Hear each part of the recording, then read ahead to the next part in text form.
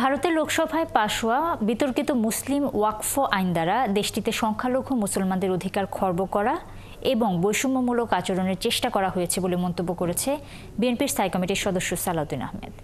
বিকেলে রাজধানীর গুলশানে বিএনপি চেয়ারপারসনের কার্যালয়ে এক সংবাদ সম্মেলনে তিনি বলেন, ভারতের প্রায় ২০ কোটি মুসলমানদের ধর্মীয় ঐতিহ্য, অধিকার, সংস্কৃতি এবং স্বার্থবিরোধী এই আইনকে অপব্যবহারের যথেষ্ট সুযোগ রয়েছে। এই আইন ইসলাম ধর্মীয় প্রতিষ্ঠানসমূহের পরিচালনার ক্ষেত্রে ব্যাপক বিপর্যয়কর পরিস্থিতি সৃষ্টি করতে পারে।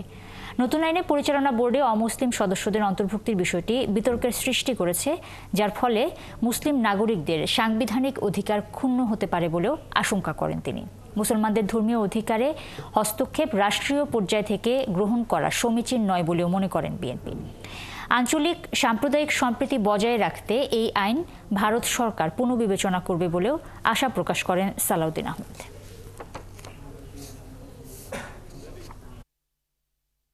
ভারতের পার্লামেন্টে মুসলিম ওয়াকফ সংশোধন বিল ২০২৫ নামে একটি আইন পাশ করা হয়।